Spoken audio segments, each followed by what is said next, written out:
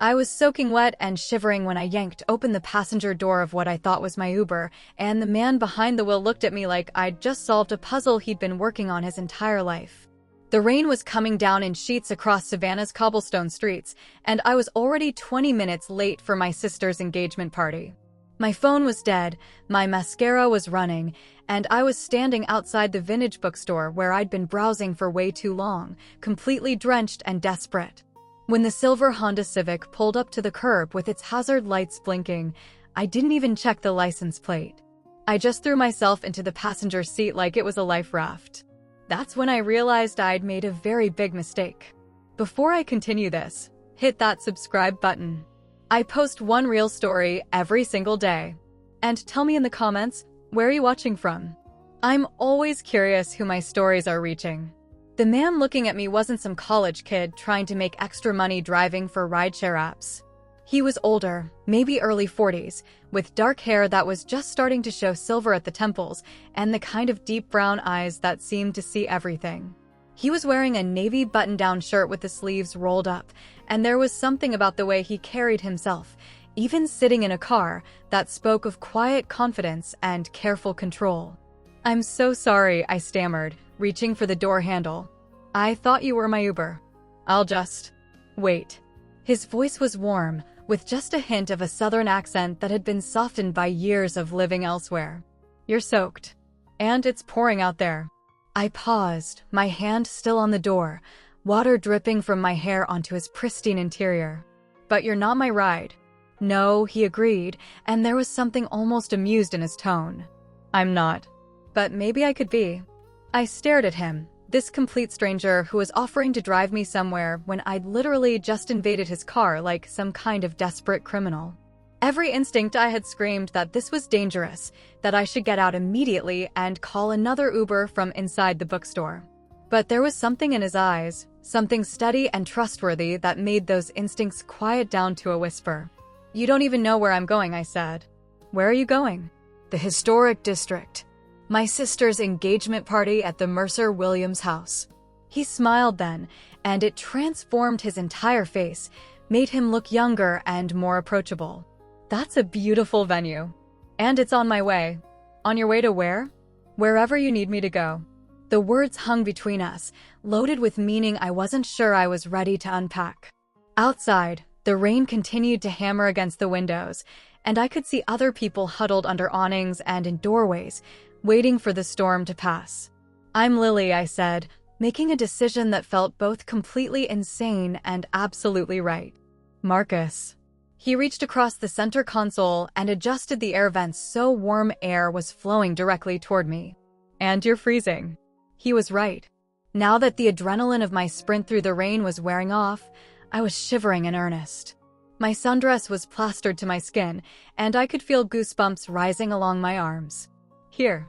Marcus shrugged out of a gray blazer that had been hanging on the back of his seat and handed it to me.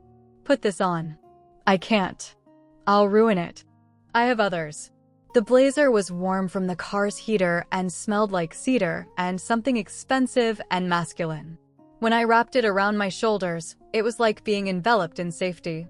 "Thank you," I said, settling back into the passenger seat. "But I should really call another ride. I can't just accept rides from random strangers." "You're absolutely right," Marcus said, putting the car in drive. "That would be completely irresponsible." But he was already pulling away from the curb, and I found myself relaxing into the leather seat instead of protesting. "So, what were you doing sitting outside the bookstore?" I asked. "If you weren't waiting for a passenger." Something flickered across his expression, too quick for me to read. "Waiting for someone. A date? Something like that." There was a weight to his words that suggested there was more to the story, but I didn't push. Instead, I found myself studying his profile as he navigated the narrow streets of Savannah's downtown. He had strong features, a straight nose, defined jawline, the kind of hands that looked like they knew how to build things or fix them. There was a small scar above his left eyebrow that made me wonder about the story behind it. "What do you do?" I asked, because the silence was starting to feel charged with something I couldn't name. "I'm an architect." "That explains it." "Explains what?" "The way you look at buildings." I saw you studying the bookstore facade when I came out. He glanced at me, surprised. You're observant. Occupational hazard. I'm a photographer. What kind of photography? Wedding photography, mostly. Some portraits. I gestured at my drenched state. Obviously, I'm between jobs at the moment. Marcus laughed, and the sound was rich and warm and made something flutter in my chest. I think you look beautiful. The words came out so naturally, so matter-of-fact, that it took me a moment to process them. When I did, heat flooded my cheeks. I look like a drowned rat. You look like someone who's lived a little, who's not afraid to get caught in the rain. We were stopped at a red light, and he turned to look at me fully. Up close, I could see that his eyes weren't just brown. They were the color of coffee with flecks of gold, and they were looking at me with an intensity that made my breath catch. Marcus, I know this is crazy, he said quietly. I know we don't know each other, but I feel like I've been waiting for you to get in this car my entire life. The light turned green, but he didn't immediately start driving. Instead, he reached over and tucked a strand of wet hair behind my ear, his fingers lingering against my cheek. Who are you really waiting for? I whispered. His hand dropped back to the steering wheel, and something shuddered in his expression. Someone who wasn't coming. Marcus. A car honked behind us, and the moment broke. Marcus accelerated through the intersection, and we fell into a silence that felt heavier than before. I'm sorry, I said after a few blocks. I shouldn't have pushed. No, it's fine. He ran a hand through his hair. I was supposed to meet my ex-wife. We've been divorced for 3 years, but she wanted to talk about. I don't know. Closure, maybe? Or reconciliation. I honestly wasn't sure what she wanted. And you were waiting for her outside the bookstore? That's where we had our first date. Seemed appropriate somehow. He glanced at me. But she texted an hour ago to cancel. Said she'd met someone else and didn't think it was fair to keep me hoping. My heart clenched for him. I'm sorry. I'm not. The admission seemed to surprise him as much as it surprised me. I sat there for another hour after she canceled, just thinking. About the life I thought I wanted, the person I thought I was supposed to be. He turned onto Bull Street, the massive oak trees creating a canopy overhead despite the rain. And then you got in my car, and suddenly I couldn't remember why any of that mattered. We were getting close to the historic district now, and I could see the elegant mansions rising up through the rain and Spanish moss. In a few minutes, this strange, magical interlude would be over, and I'd go back to my real life, my sister's party, my responsibilities, my carefully planned existence. But I didn't want it to end. Lily, Marcus said, and there was something urgent in his voice. Can I ask you something? Anything. Are you happy? The question caught me completely off guard. What do you mean? With your life? With where you are, what you're doing? Are you happy? I opened my mouth to give him the automatic response. Of course I was happy. I had a good job and a nice apartment and a family who loved me. But the words wouldn't come. I thought I was, I said finally. Until about 20 minutes ago. What changed 20 minutes ago? I got in the wrong car. We pulled up in front of the Mercer Williams house, its grand columns and wraparound porches glowing warmly in the evening light. Through the windows, I could see people in cocktail attire moving around inside, the party already in full swing. Marcus put the car in park but didn't turn off the engine. We sat there in the driveway, neither of us moving, both of us knowing that whatever this was between us was about to end. I should go, I said, but I made no move to get out of the car. You should. My sister will be wondering where I am. I'm sure she will. I turned to look at him and found him already watching me with those coffee-colored eyes that seemed to see right through to my soul. Marcus, I know. He reached over and took my hand, his thumb brushing across my knuckles. I know this is insane. I know we just met. I know I'm probably too old for you, and this whole situation is completely inappropriate.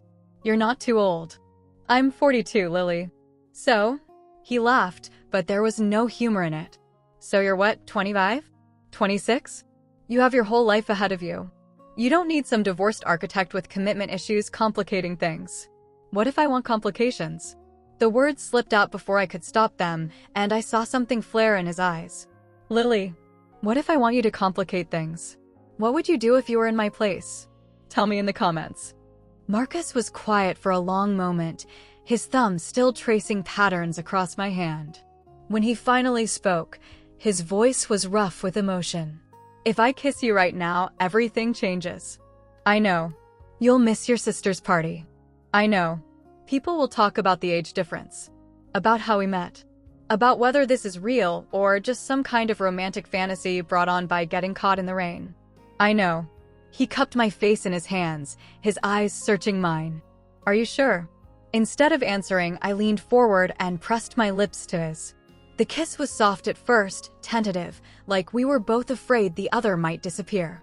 But then his arms came around me, pulling me closer, and something ignited between us. It was desperate and hungry and perfect, like we were both drowning and breathing for the first time simultaneously. When we finally broke apart, we were both breathing hard. Come home with me, Marcus whispered against my lips. What about the party? What about it? I looked at the house, at the warm light spilling from the windows, at the life that was waiting for me inside. Then I looked at Marcus, at this man who had appeared in my life like something out of a dream, and I made the easiest decision I'd ever made. Okay, yes. I pulled out my phone to text my sister. Take me home, Marcus. He smiled then, the kind of smile that lit up his entire face and made me feel like I was the most important thing in his universe. My pleasure, Miss Lily.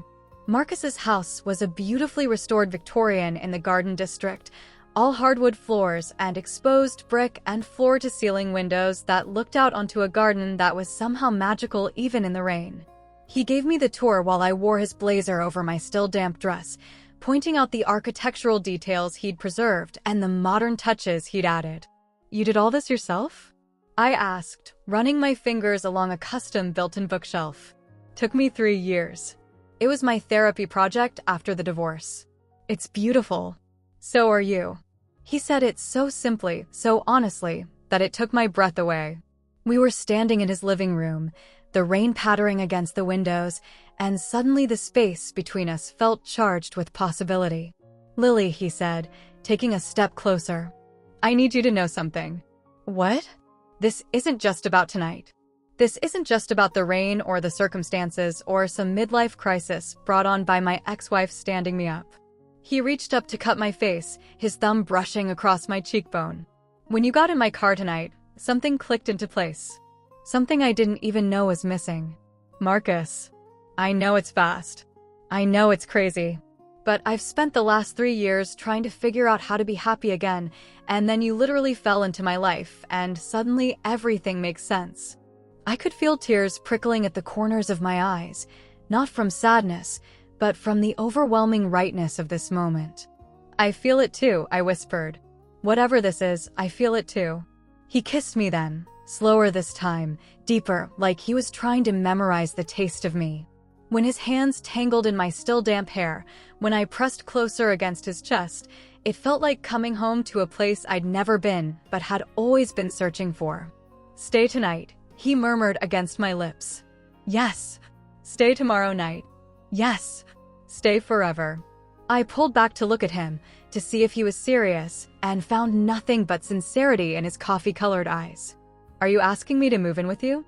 I'm asking you to take a chance on something that might be the best mistake we ever make. I thought about my apartment across town, my carefully organized life, my 5-year plan that didn't include falling in love with a stranger in the front seat of his car. Then I thought about the way he'd looked at me when I'd first gotten in, like I was the answer to a question he'd been asking his whole life. Okay, I said. Okay. Yes, Marcus. Let's make the best mistake of our lives.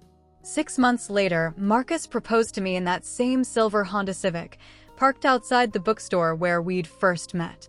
He said he'd been carrying the ring around for weeks, waiting for the right moment, but when we'd driven past the store on our way to dinner, he'd known it was time. I said yes before he even finished asking. People still comment on how we met, on the age difference, on how fast everything happened. But Marcus teaches me not to listen to the whispers, the same way he's taught me not to be afraid of getting caught in the rain. Because sometimes the best things in life happen when you get in the wrong car with the right person. Before I go, thank you. These stories are real. They're mine. And I share one every day. If you want to hear more, subscribe. We're getting married next month in the garden behind his house, the one that looks magical even in the rain. And every morning when I wake up in his arms, I'm grateful for that stormy night in Savannah when I was waiting for a ride, and he turned out to be exactly the ride I needed.